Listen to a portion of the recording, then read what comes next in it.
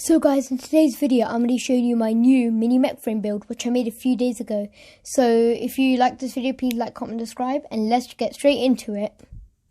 So guys, this mech frame was inspired by Chubbybots' mini mech frame and some other Gundam builds I saw on the internet a few days ago. This was originally for my Chappy mock, but I thought I'd put it here as an individual mini mech mock frame.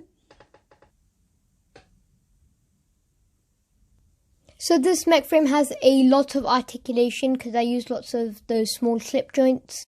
So guys, this is the laser hammer I made for my mech frame. It's made of 11 pieces, and this was inspired by Chubbybots' Chub's frame.